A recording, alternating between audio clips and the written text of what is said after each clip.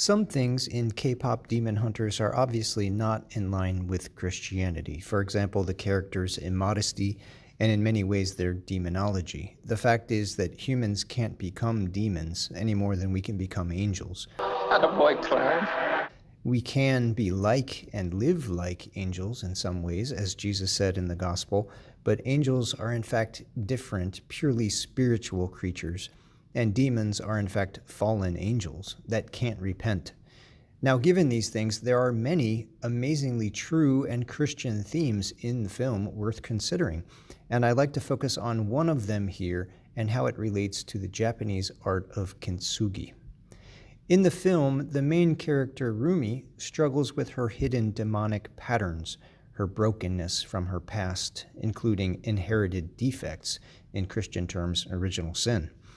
As the demon accused her, it is only when she faced and confessed the truth about herself, her failings, her shame, that the healing and empowerment occurred, not only in her, but spreading to all around her and vanquishing evil. This we see in the great Sacrament of Confession, where we humbly and courageously face and confess all, handing everything over to God, all the secrets that keep us in chains and all the damage. Then Christ's blood pours down from the cross, washing us free from all sin and transforming us into the glorious masterpieces we were born to be, saints. Then I heard a loud voice in heaven say, "Now have salvation and power come, and the kingdom of our God, and the authority of his anointed. For the accuser of our brothers is cast out, who accuses them before our God day and night. They conquered him by the blood of the Lamb and by the word of their testimony." That's Revelation 12:10-11. Jesus said to them again, "Peace be with you. As the Father has sent me, so I send you." And when he had said this, he breathed on them and said to them, "Receive the Holy Spirit. Whose sins you forgive are forgiven them, and whose sins you retain are retained." John 20:21-23. If we say that we have no sin, we deceive ourselves, and the truth is not in us. If we confess our sins, he is faithful and just to forgive our sins and to cleanse us from all iniquity. That's 1 John 1:8-9. These are they who have come out of great tribulation and have washed their robes and have made them white in the blood of the Lamb. Revelation 7:14. It is written, "You shall be holy, for I am holy."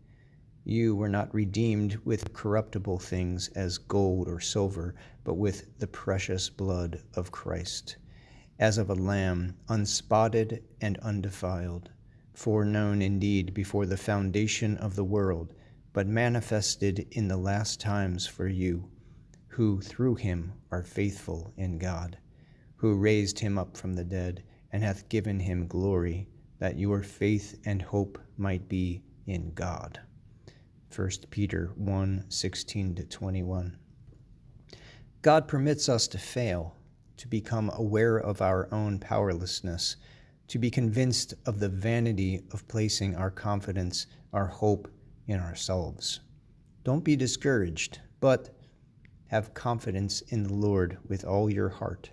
Fear God and depart from evil. That's Proverbs 3:5-7. To do this, we must, as Rumi sang, trust him to be on our side. Let him in and tell him everything.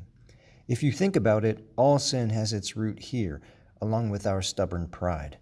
Even the original sin of Adam and Eve started with entertaining Satan's lie that God was lying and didn't really want what was best for us, a sin against his goodness and fatherhood.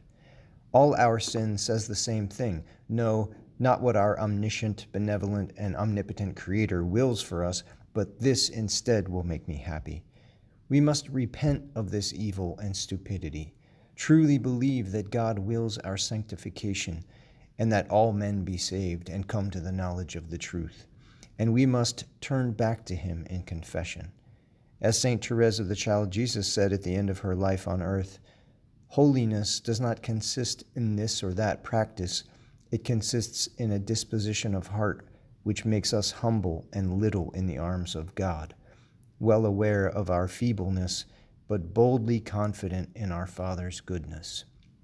The glorious, powerful, generous, healing, and transformative action of God will shine forth through our weakness and brokenness, transforming them instead into glimpses of the glory and the power of God.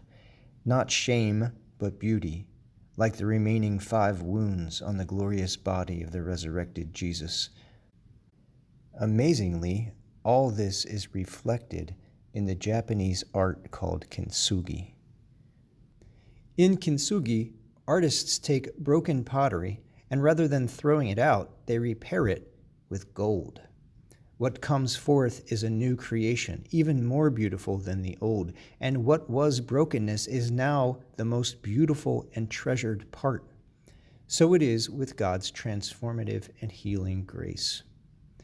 Quote, "For God, who commanded the light to shine out of darkness, hath shined in our hearts, to give the light of the knowledge of the glory of God in the face of Christ Jesus. But we have this treasure in earthen vessels, that the excellency may be of the power of God and not of us. In all things we suffer tribulation, but are not distressed. We are straitened, but are not destitute. We suffer persecution, but are not forsaken. We are cast down, but we perish not. Always bearing about in our body the mortification of Jesus, that the life also of Jesus may be made manifest in our bodies.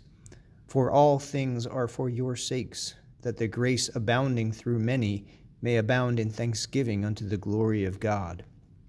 For which cause we faint not, but though our outward man is corrupted, yet the inward man is renewed day by day.